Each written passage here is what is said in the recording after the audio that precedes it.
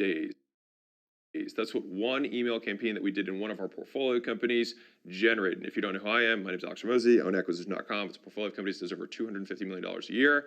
And I make these videos so that hopefully you can grow your business and make lots of money. And then maybe someday I can invest in your business and help it grow too. I want to walk you through step by step exactly what we did in this email campaign so that you can use the same thing in your business to get, ideally, even better results.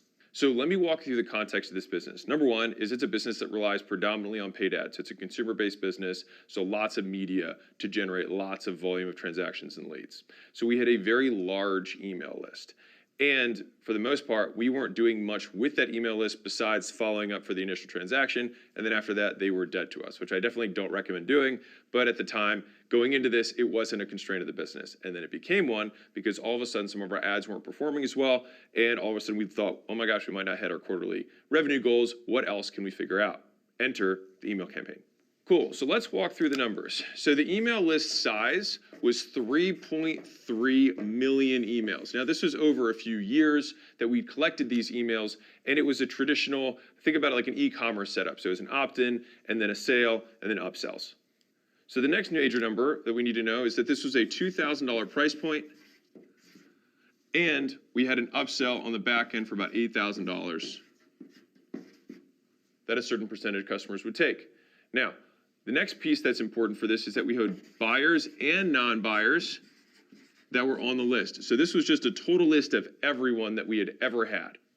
Now in this business, traditionally, to sell just this $2,000 item, our cost to acquire customer was $1,200. So not a lot of margin there left over. Now you can do this because it's an automated selling machine, so you can just crank on ad spend, which this particular business does. It's a 9-figure company in terms of annual revenue. But we're like, hey, one of the other stats about email that's important is that the cost to acquire a customer on email, once you've already acquired the lead, is $0, which if I can have free customers, that means whatever my gross profit is of selling my main thing drops straight to my bottom line. And so as a mental construct for this, I like to think about email kind of like a long-term investment account. And so it's like you run ads every single day, or you do outbound or whatever it is to build your list up. And that's kind of like your paycheck, right? Like you put work in and you get paid back, right? And it's just like a direct relationship. Whereas the email is kind of like your 401k. It's kind of like your investment account that you put money into, and then over time it starts to compound and compound and compound. And if you have an email strategy, and I'm going to give you kind of the overarching email strategy that we like to employ in businesses. This business just is crushed doing what we've been doing, so it hasn't been the main focus.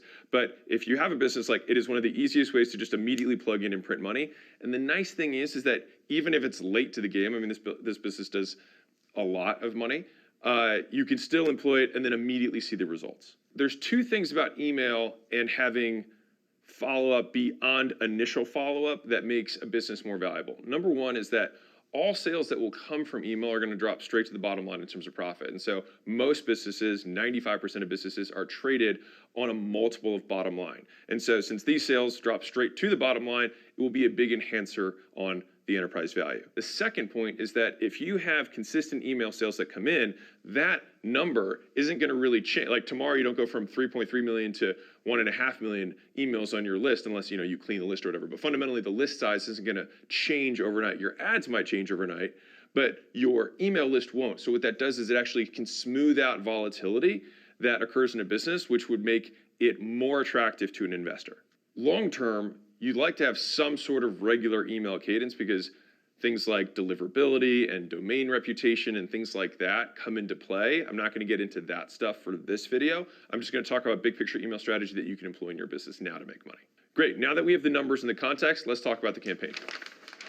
So what we did for the list is that we promoted a challenge, and it was a 7-day challenge.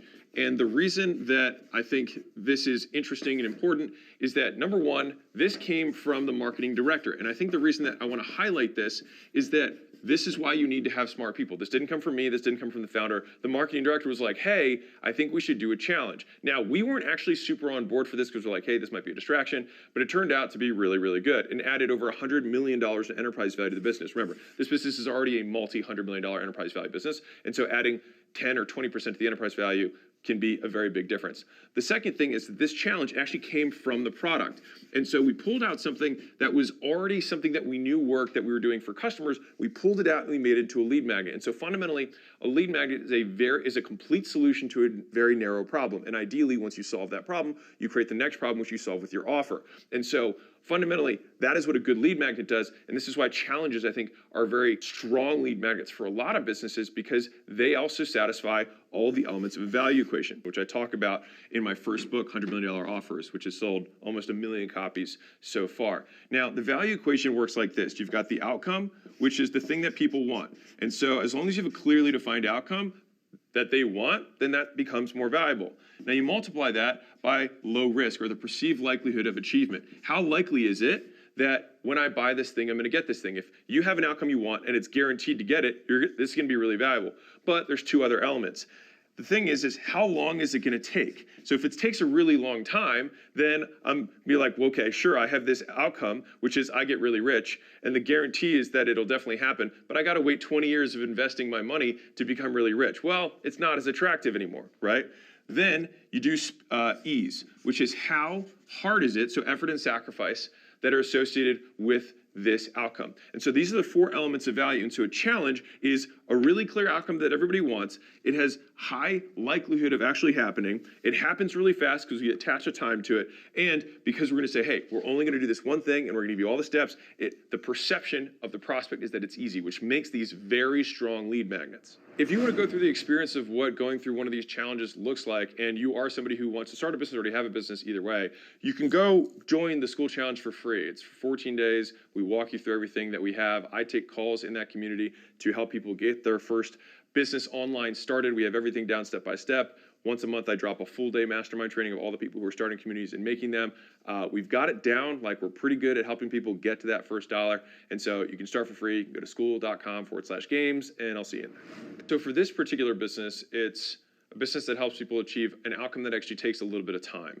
And so what we did was say, okay, is there a smaller mini version of this big outcome that we can just kind of give them a taste? So if I was in weight loss, I'd probably have them to do some sort of like 7-day cleanse or something like that. Again, I'm not going to get into what's good, what's bad here. I'm just saying that I would have some person that gets, they lose 7 pounds in 7 days. A lot of that's going to be water, but they're excited about it. And they're like, great, now let's talk about your long-term goals, right? Because now they have an element of belief. They've taken action. They've gotten some reward for their behavior. They've interacted with us. All of these things align with them making a purchase. What challenges do is they approximate brand. And so this is how it actually works. The reason the direct response internet marketing world does a lot of these things is because none of them have brands.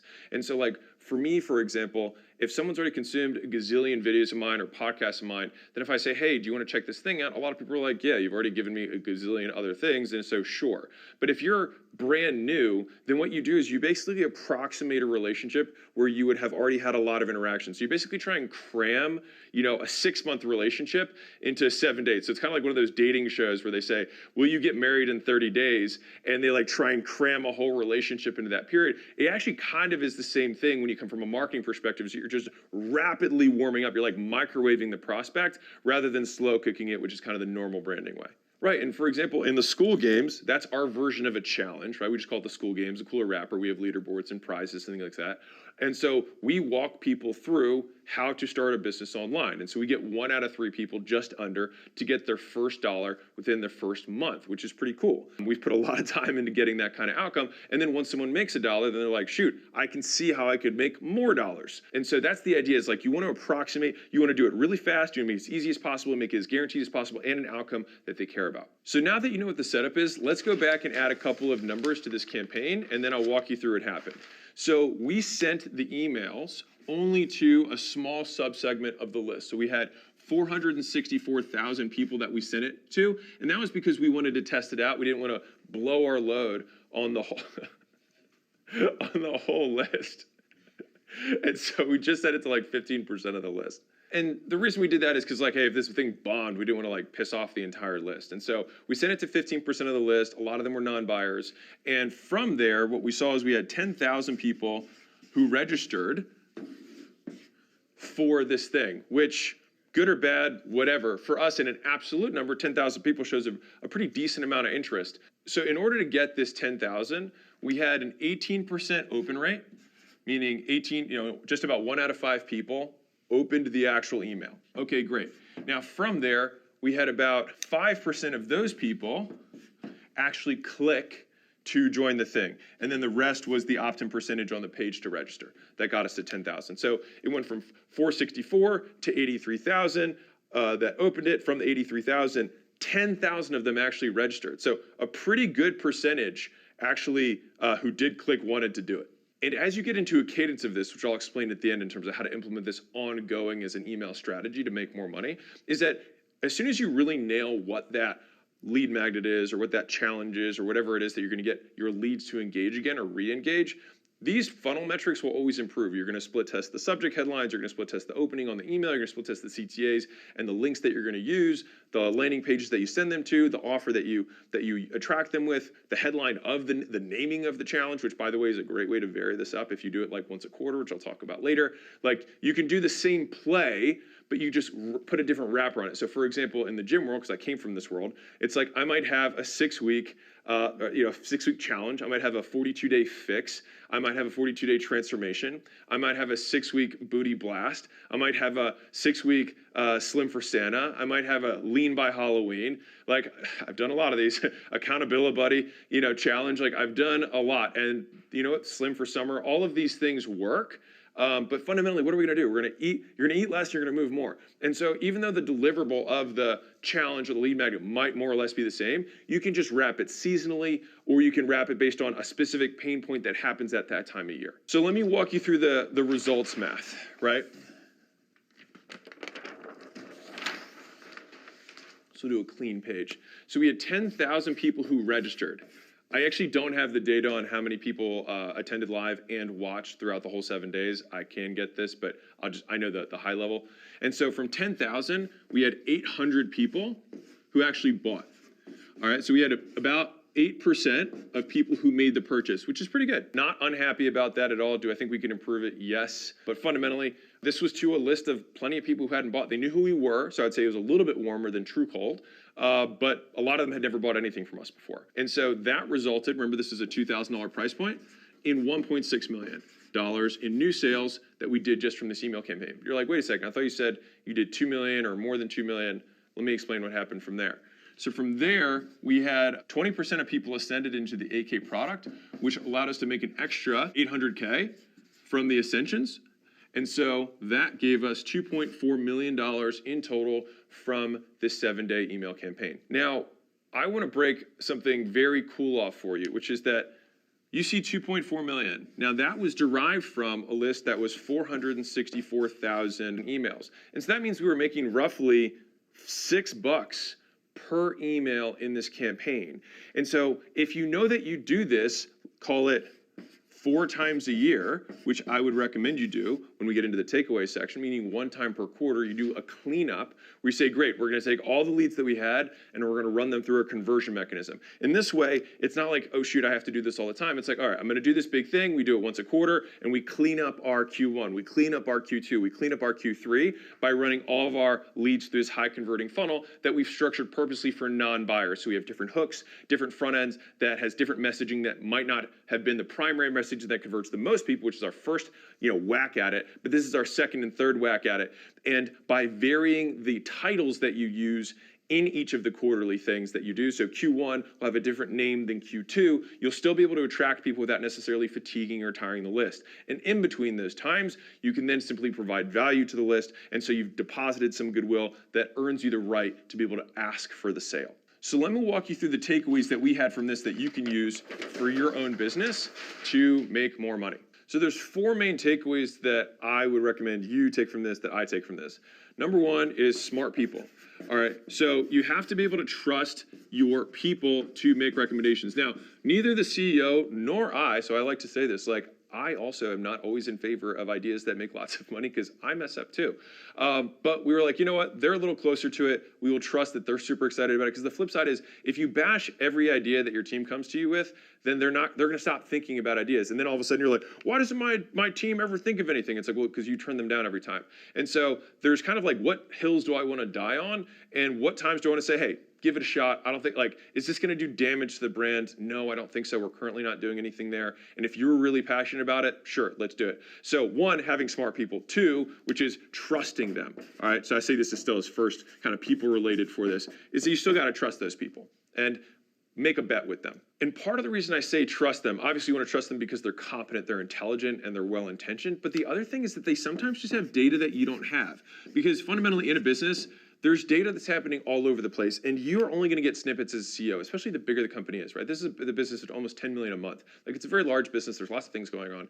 And so that person is going to be much closer to the data, have a much closer pulse than sometimes the founder or CEO might have. And so sometimes they have data that you're not working with, and that's why extending a bridge of trust is important. So the second takeaway is offers to money, all right? So the amount of offers that you make to any prospect is directly correlated with the amount of money that you'll make, with the single caveat that every time you make an offer, you lose goodwill. And so what you want to do is make sure that you're depositing sufficient goodwill that you can earn the ask. And so make as many as you can while also providing as much value as you can, which means that if you want to make a lot of offers, you just got to provide that much more value. Now, with this particular instance, we were going to a list that we had emailed, but not a lot, but we hadn't really emailed any offers to in a very long time. And so even though we weren't putting a ton of value, our give to ask ratio was still okay because we hadn't asked at all. And so I talk about the give to ask ratio in the content section of this book. And the reason that I actually consider email a form of content is that it's one-to-many distribution to people who know you. Now, it's just free, which also is just like when you post on social media. The only difference is that you control 100% of who gets this, whereas on social media, algorithms, things like that, distribute your content. But fundamentally, you're distributing one message to many people, and it's free. And so that is what makes email so profitable, just like organic. And I want to add a little caveat here, which is that it's okay to ask for the sale again. And so all these people, or the majority of these buyers, hadn't bought this thing. And so when we asked again, some people were afraid of making the second ask, but people get busy. You know, they leave a shopping cart up and then they, you know, their kid screams and they forget about it. Like, it happens. And so you can't get too bent out of shape on the fact that, like, you're going to offend people by asking them. It's okay to ask as long as you earn the right and you've given until you've deposited enough goodwill that there's enough demand, there's surge there, that you can let loose the valve of money and it can come on and then you can close it again. So the third takeaway is that you can sell the same thing in a different way. And so I can sell a product on a webinar, I could sell it on a phone, I could sell it via a live workshop in person, I could sell it via email. And so you can have less offer fatigue by selling the same offer in a different medium. And so you can get more hacks or more at-bats because people will judge their goodwill with you based on the medium that you're communicating in. And so this is something that I have found. It also, by the way, is a great way to vary products up. And so, for example, if you're an educator, I'll just use this because it's simple. If I have content on the internet, that's free. If I make a course, you could charge for it or you could make it free. If I deliver that same course in a book format, it's not going to be able to sell for the same amount that a course could. If I deliver that same format in a live in-person experience, that's going to be probably charged significantly more than it would in a digital format. If I did a live format but virtual, it would be a different price point than the live and in-person. And so for each of these mediums, even if the same information is being taught, you price it differently. It's the same reason that when you go in person in college, they charge you an arm and a leg for it, but digital college almost ubiquitously is way, way, way lower priced, even though it's the same information. It's simply being delivered through a different medium. And so you can sell in different mediums and deliver in different mediums, and from my experience, people will appraise or judge the decision based on that medium exclusively. So the fourth takeaway is what I'll just call the quarterly cleanup. So this is probably the most tactical recommendation that I can give you that I alluded to a little bit earlier, which is I would recommend that you do this once every quarter. You do this conversion mechanism, whether you do some sort of challenge or some sort of defined outcome or some sort of lead magnet that you use to re-engage your list, and put them through some sort of conversion event with a deadline, with a big promise that you know you can deliver on. And so if you do this once a quarter and you weren't doing this, you can almost immediately add, like you saw the numbers there. We had $6 per email from that 450,000 subsegment. Now, to prove that this worked, what we did was We just did it again. By the way, one of my favorite business strategies. Do something that works, do it again, do more of it, and ideally do it better. And so we ran the exact same play again to a different subsegment of the list, and boom, we hit 2.2 million. We didn't even wait a quarter, we just did it the next month. And so I say this because this stuff works, and once you know it works, you can keep duplicating it over and over again. And guess what we're gonna do next quarter, now that we know that we tested it on 2 subsegments? We're gonna do it to the whole list, and we're gonna use the learnings that we had from the first 2 tests. And so if you are gonna run this as the quarterly cleanup, I would recommend using 10% of your list or a smaller percentage, because believe me, as soon as you learn the things that you messed up on the first try, you're gonna be really grateful that you didn't run it to the entire list. So do 1, 2, or 3 test runs before you blow the whole list up with this new promo that you've already tested the messaging, the subject head, the CTAs, the landing page, those little tests that you can run in the meantime that can sometimes double or triple the throughput of the campaign. And so with every one of these campaigns, I would recommend always testing some elements of it so you can always make it a little bit better. And so 1, you're doing this every quarter. 2, you can test it with a small portion of the list. 3 is that in order to make it seem and appear different to the non-buyer who doesn't buy on the first hack or the second hack, we change the naming of it or the wrapper of it. So change the landing page, change the subject head of the email, change the name of the challenge or the lead magnet, even if the core components are the same. Fundamentally, your business isn't going to change, right? But the way that you position it or the reason why that you have the promotion can. And I recommend doing something that's seasonal or doing something that's a life event for you. I talk about this in the last chapter of the offers book, which this is especially important for local businesses because you have much smaller audiences. And so fatigue happens much faster with a tiny audience. And so you actually have to have a lot more variety. And I know this because that was the world I came from. And so that's why I have all these isms in the back of my mind of how I had to wrap and rewrap the same thing, which is fundamentally fitness and nutrition, right? Like how many ways can I slice it? Turns out a lot.